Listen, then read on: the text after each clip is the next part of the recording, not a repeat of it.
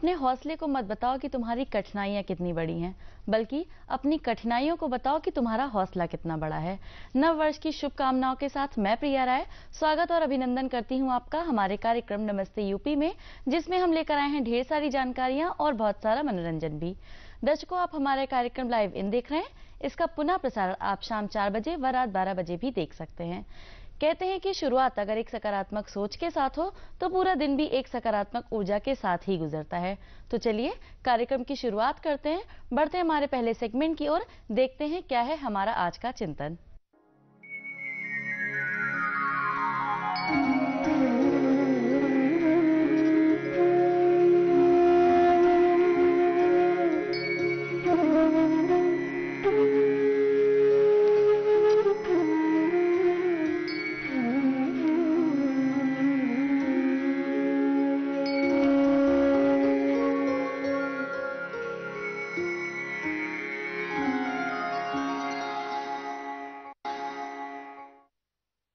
आज का चिंतन है, सफलता का आनंद उठाने के लिए जरूरी है कि इंसान कठिनाइयों से गुजरकर उस तक पहुंचे।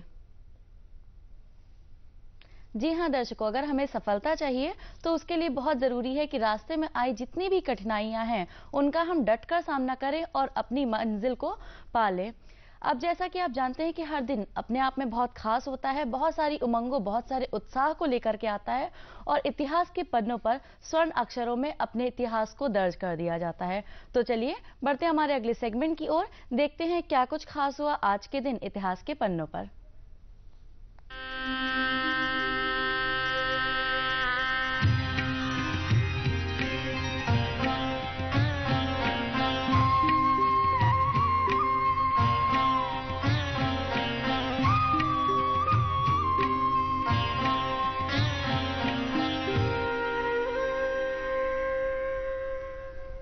इतिहास के पन्नों पर जो आज के दिन पहली घटना घटी, आइए उसके बारे में जानते हैं।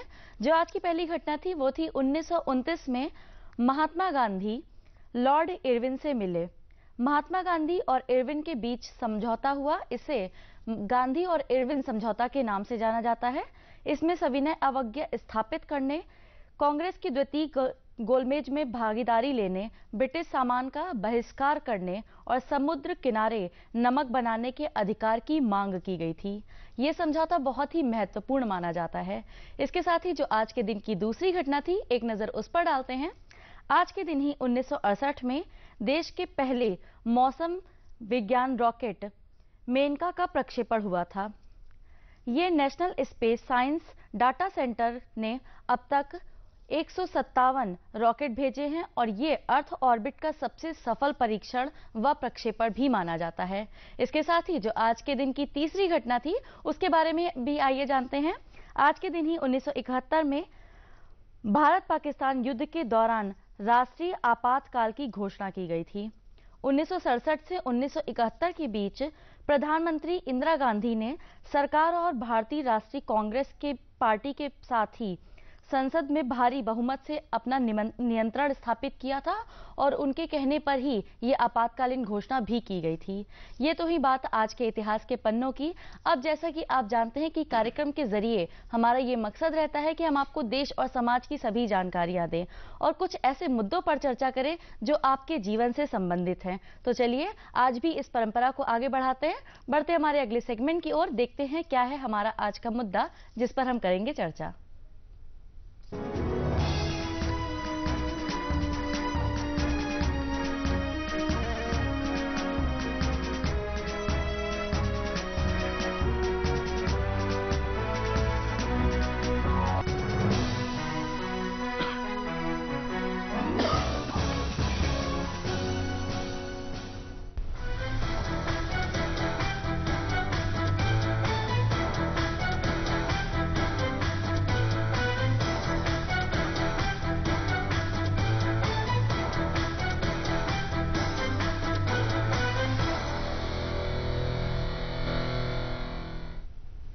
जी हाँ दर्शकों, जैसा कि आपने देखा कि हमारा आज का मुद्दा है खेलों के लिए नई उम्मीदें नए वर्ष में।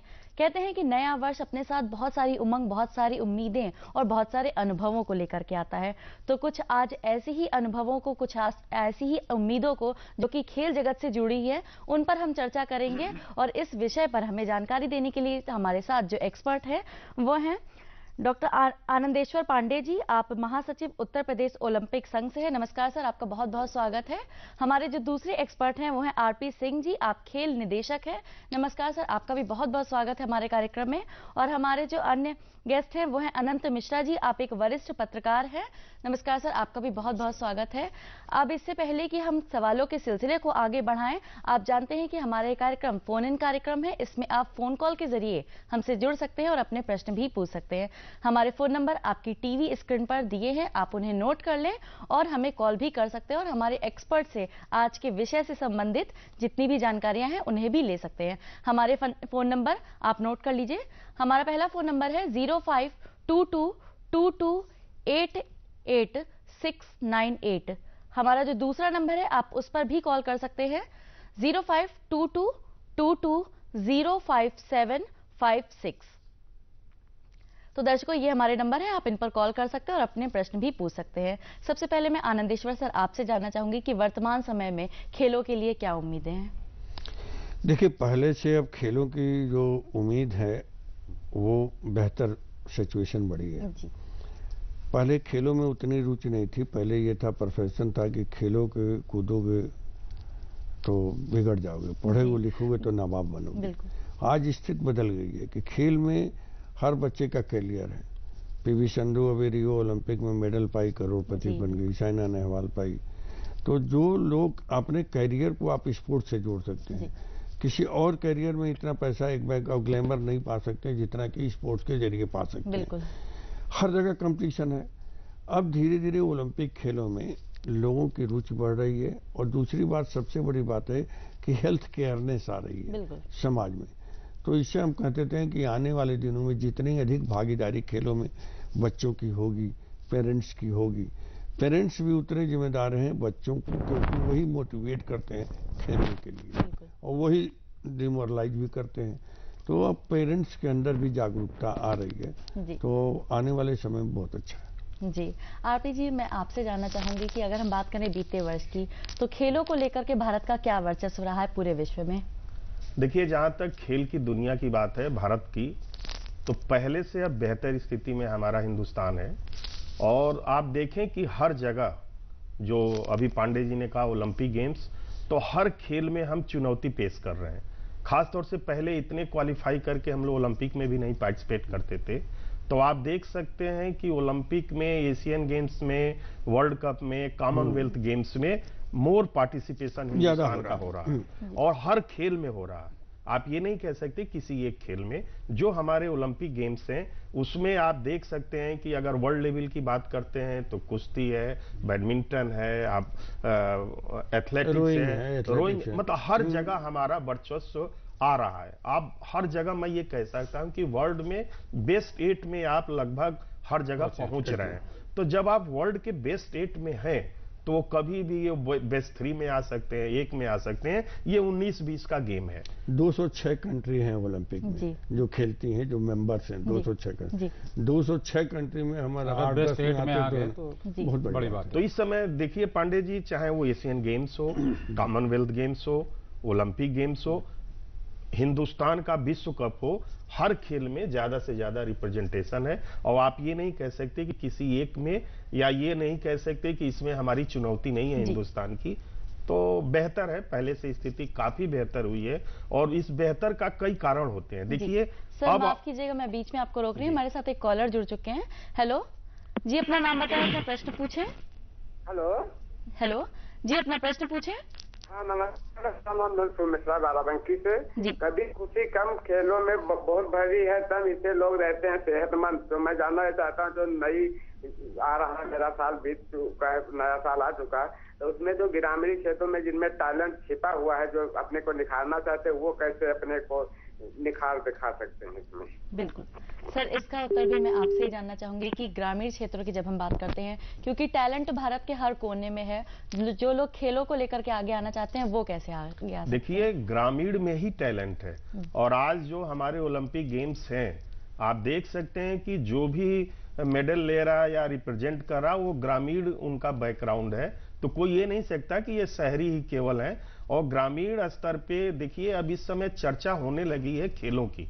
माननीय प्रधानमंत्री जी, हमारे प्रदेश के मुख्यमंत्री जी, भारत सरकार के खेल मंत्री, देखिए पहली बार ऐसा है हिंदुस्तान में कि भारत सरकार में एक अंतर्राष्ट्रीय स्तर के पदक विजेता खिलाड़ी खेल मंत्री हैं। उत्तर प्रदेश में क्रिकेट के बहुत बड़े खिलाड़ी चेतन चौहान जी हैं, वो खेल मंत्री हैं। तो अब सरकार समझती है और जो टेक्निकल लोग हैं उनको सही जगह धीरे धीरे बैठ रहे हैं। आज खेलों की चर्चा हो रही है। आपने इसके पहले कभी देखा कि भारत सरकार के प्रधानमंत्री खेलो इंडिया का नारा दे रहे हो, प्रतियोगिता करा रहे हो और कोचिंग में? मतलब आप कह सकते हैं कि जो इस समय हिंदुस्तान का माहौल है वो इस समय खेलमय है और खेल के लोग बहुत अच्छी दृष्टि से देख रहे हैं। पहले वाली पांडे जी वो बात नहीं है। मैं आपको बता दूं, जैसे ग्रामीण स्तर में अब ग्रामीण खेलों की भी बात चली। पहले ग्रामीण नवयुवक मंगल दल था, PRD थी, लेकिन वो अब समाप्त हो गया था, अब रुचि नहीं रह गई थी। ग्रामीण स्कूल में जो पहले खेल होते थे वो बंद हो गए थे। नए सिरों से ग्रामीण प्रतिभाओं को तलाशने के लिए भारत सरकार एक स्कीम लाई है और खेलो इंडिया के तहत। और जो दूसरी है एक बात कि हर जगह से बच्चों को पिकअप करें। अब ग्रामीण ब्लॉक स्तर से लेके और तहसील स्तर और जिला स्तर से भी प्रतियोगिता कराने का विचार चल रहा है और जल्दी मूर्त रूप होगा। हर गांव में एक एक 2 क्लब बना दिए जाएंगे। जैसे किसी गांव में कबड्डी के ज्यादा प्लेयर है तो कबड्डी, वॉलीबॉल के हैं तो गुलाबी, हॉकी के तो हॉकी, जो सुविधा होगी। तो अब ग्रामीणों पर फोकस किया जा रहा है, क्योंकि ग्रामीण क्षेत्र के जो बच्चे होते हैं ज्यादा स्ट्रांग होते हैं, लेबोरियस होते हैं, उनके पेरेंट्स भी होते हैं, उनके अंदर स्टेमिना होती है, स्ट्रेंथ होती है, स्पीड होती है। तो वो बच्चे ज्यादा, और अब तक का रिकॉर्ड भी बताता है कि ग्रामीण पृष्ठभूमि के बच्चे ही ज्यादा आगे बढ़े हैं मेडल। जी आनंद जी, हम आपसे जानना चाहेंगे, क्योंकि आप मीडिया फील्ड से हैं, तो मीडिया का क्या रोल रहता है लोगों को जागरूक करने के लिए? अब मीडिया के पास तो हम लोग का काम यही है कि जैसे आप लोग खेल करते हैं, स्पोर्ट्स जितने भी कराए जाते हैं, तो ये अपने स्तर पे उस चीज़ को प्रमोट कर सकते हैं। और जो मीडिया का एक रहता है कि हम जो बच्चे कर रहे हैं, जो खिलाड़ी कुछ करके आ रहे हैं, हम लोग मीडिया से ज़्यादा सपोर्ट करते हैं और उनको एक एक्सपोजर, एक प्लेटफॉर्म देते हैं जहाँ से जाएं। क्योंकि अगर एक बच्चा, आपके आसपास का बच्चा या आपके जिले का बच्चा या आपके देश का एक बच्चा अगर कुछ जाता है, हम उसके बारे में अच्छा सा लिखते हैं, हम उसकी स्थितियां बताते हैं, किन परिस्थितियों से होके वो आगे गुजरा है या यहाँ तक पहुंचा है, या उसकी आर्थिक स्थिति क्या होती है। जैसे अभी पांडे जी बता रहे थे, ग्रामीण स्तर की बात बता रहे थे, तो बहुत से ग्रामीण ऐसे हैं, तो हम उनको ये बताते हैं कि भाई ये बच्चा देखिए बिल्कुल गाँव का था, जो मेड़ पे खेतों पे दौड़ता था और या ऊसर पे खेलता था, वहां से ये तरक्की करके यहाँ पहुंचा है। जिसके पास कभी ठीक से खाने के पैसे नहीं होते थे, वो आज इस स्थिति में पहुंचा है, अंतर्राष्ट्रीय स्तर पे पहुंचा है, उसे कई पुरस्कार मिले हैं। आज उसके पास एक अच्छी नौकरी है, खाने के लिए पैसा है, गाड़ी है, एक रुतबा है ना। जहां जिन समारोह में वो पीछे बैठा रहता था, आज उन्हीं समारोह में वो मुख्य अतिथि या गेस्ट बनता जाके। तो हम लोग मीडिया का यही एक रोल है कि हम बस उनकी चीजों को आगे बढ़ाएं। सबसे बड़ी बात होती है कि जब आप लोग हाईलाइट करते हैं तो ये क्या होता है कि जब बच्चा निकलता है तो कोई नहीं जानता। जब मीडिया, पेपर और न्यूज़पेपर, टीवी चैनल में आते हैं तो उससे क्या होता है कि पूरे समाज में और हर जगह लोग जानते हैं। जब जानते हैं तो बहुत से स्पॉन्सर होते हैं, वो अट्रैक्ट, बिल्कुल सही, और वो अट्रैक्ट होके उस बच्चे को कैच कर लेते हैं और ये कहते हैं कि चलो भाई ओलंपिक की तैयारी करो, तुम्हारे जो भी लगेगा, मैं अपने किसी कंपनी वाले आ गए। तो मीडिया का बहुत बड़ा रोल और है। फिर ये होता, अब हमने देखा कि अरे आरपी सिंह अपने साथ में थे, भाई खेलते थे, ये इतने ऊपर पहुंच गए यार, स्पोर्ट डायरेक्टर बन गए हैं और उसके बाद इनके पास पैसा हो गया, बढ़िया गाड़ी, हम क्यों नहीं कर सकते? तो वो थोड़ा उस तरह कंपैरिजन करता है और उन चीजों को देख के आता। तो मीडिया का एक थोड़ा ये रहता है कि हम इन चीजों को, कि वो सामने तो आप उसे देख रहे हो कि ये खिलाड़ी, लेकिन उसके पीछे वो क्या है, वो चीजें हम लोग सामने लाने की कोशिश करते हैं, वास्तविक जो स्वरूप है। जी वो बिल्कुल बिल्कुल। सर, जैसा कि आपने कहा कि लोगों को जागरूक किया गया, ये तो बात हमने की। अब मैं आपसे ये जानना चाहूंगी कि अगर कोई भी बच्चा या कोई भी युवा है वो अगर आना चाहता है गेम में, तो उसे अपनी तरफ से क्या जो महत्वपूर्ण चीजें होती हैं वो करनी होंगी? देखिए, सबसे बड़ी बात है कि हमारी शिक्षा पद्धति जो है जी। पहले हम 5-6 वर्ष के होते थे तो कक्षा 1 में पढ़ने जाते थे। हमने अपनी शिक्षा पद्धति कर दिया, केजी नर्सरी खोल दिया, 2.5 साल के बच्चे को माँ बाप स्कूलों में भेजने लगे। उसके बाद बच्चा किताबों के बोझ तले दब गया, घर आके टीवी देखने लगा, तो फिजिकल उसका डेवलपमेंट नहीं होता है। जी। पहले तो हम सभी माँ बाप से ये कहना चाहेंगे कि वो अपने बच्चों को फिजिकली स्ट्रांग बनाना। फिजिकली स्ट्रांग हमारे अगर फॉरेन कंट्री में चले जाइए तो नर्सरी या कॉलेज में बच्चे डालते हैं तो 60% वो फिजिकल डेवलपमेंट पर ध्यान देते हैं, फिजिकल एक्सरसाइज कराते हैं स्पोर्ट्स के कॉलेज, और 40% उनका मेंटल एजुकेशन के प्रति रहता है। तो हमारा ये कहना है कि हम पहले स्वस्थ होंगे ना। अच्छा, स्वस्थ होने के और जो बॉडी बिल्डअप करने की होती है, स्टेमिना आने की स्टेज होती है, ये 5-6 साल के बच्चे से 12 साल के बच्चे तक रहती है, जहां हमारी कोई प्लानिंग नहीं है। और हम वो बच्चे के, जब बच्चा अगर स्पोर्ट्स में अगर आता है, स्पोर्ट्स में आगे जाना, तो उसे डाइट की जरूरत होती है। जितनी कैलोरी वो खर्च करता है उतनी कैलोरी प्रॉपर मिलनी चाहिए, क्योंकि फॉरेन में यही होता है, रिसर्च होता है, तो इसलिए उनके खिलाड़ी आगे निकल जाते हैं, हम थोड़ा पीछे रह जाते हैं।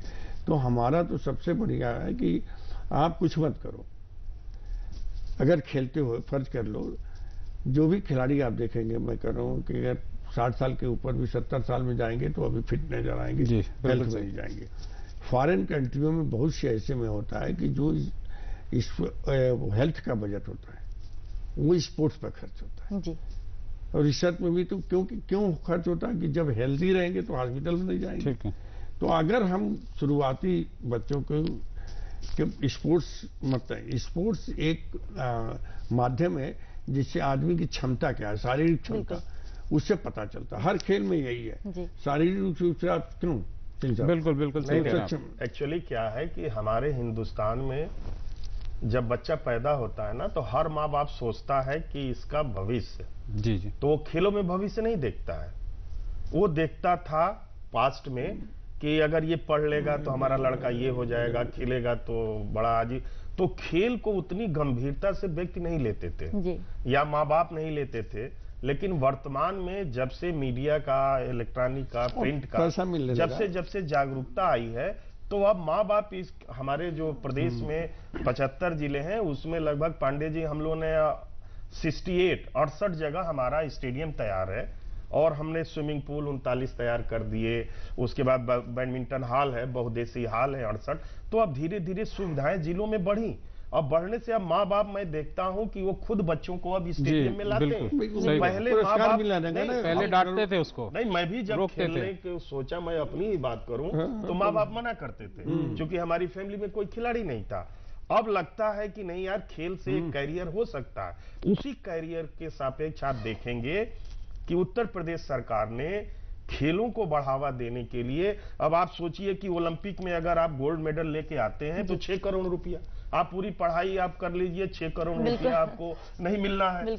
रजत लाते हैं तो 4 करोड़, कांस्य लाते हैं तो 2 करोड़। और यही नहीं, केवल प्रतिभाग करने जाते हैं, बगैर मेडल के आते हैं तो आपको 10 लाख रुपया सम्मान स्वरूप मिल रहा एशियन गेम्स, कॉमनवेल्थ सब में। और यही नहीं, अगर आप पदक प्राप्त कर लेते हैं तो सीधे आपको गस्टेड पोस्ट पे नौकरी मिल रही है। तो पढ़ाई में इतना आपका नहीं, और उसकी बात छोड़िए, और कितना नेम है, फेम है, शोहरत है, आपका घर परिवार, वो गांव एक दिन में इतना हाईलाइट हो जाता है कि ये बच्चा यहाँ का है। आप पढ़ाई से अगर आप टॉप कर जाए तो कोई नहीं जानता। और सबसे बड़ी बात है, बच्चा स्वस्थ है, और वो आने वाले दिनों में एक हमारा स्वस्थ समाज को वो देगा, उसकी पीढ़ी देगी।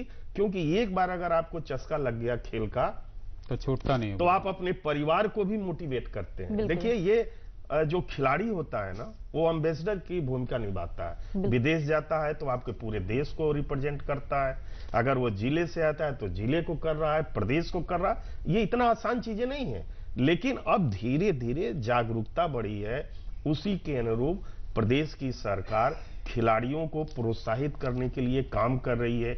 हमारा उत्तर प्रदेश इकलौता ऐसा प्रदेश है कि पांडे जी, हम 16 खेलों में स्पोर्ट्स हॉस्टल चला रहे हैं, 3 हम स्पोर्ट्स कॉलेज चला रहे हैं। इन बच्चों का रहना, खाना पीना, पढ़ाई लिखाई सब फ्री ऑफ कास्ट गवर्नमेंट करती है। मैं भी आज जो यहाँ बैठा हूँ इन्हीं स्पोर्ट्स कॉलेज स्पोर्ट्स हॉस्टल की देन है। तो मैं कह सकता हूँ कि अगर माँ बाप से, तो मैं आपके माध्यम से, दूरदर्शन के माध्यम से यही कहूंगा कि देखिए मैं सामने आपके हूँ। बिल्कुल।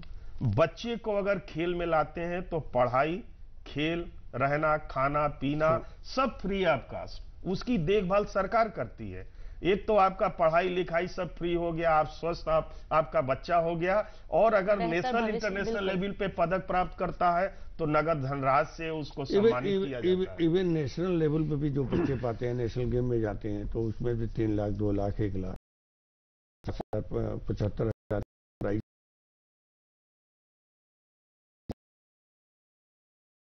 दूसरी चीज जैसे हम लोग तो केवल स्कूल स्तर पर पीटी टीचर सिखाते थे, अब उनके अब तो हर जगह कोचेज हैं, सब कुछ सुविधाएं।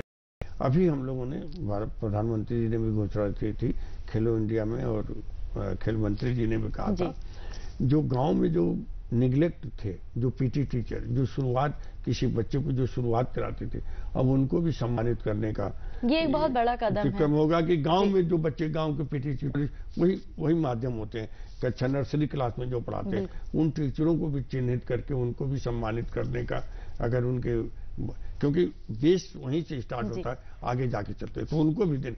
तो ये सोच बदल रही है, सोच के साथ समाज भी बदल रहा है, और जब समाज बदलेगा तभी स्पोर्ट्स में हिंदुस्तान आगे बढ़ेगा। बिल्कुल, आगे भी हम आपसे जानकारी लेते रहेंगे सर, लेकिन जैसा कि दर्शकों आप जानते हैं कि हमारा कार्यक्रम ज्ञान और मनोरंजन का मिला जुला रूप है, तो ज्ञान तो हम लेते रहेंगे, लेकिन मनोरंजन की जो कमी है उसको भी हम पूरा किए देते हैं। बढ़ते हैं हमारे एक अगले से प्यार गीत की तरफ।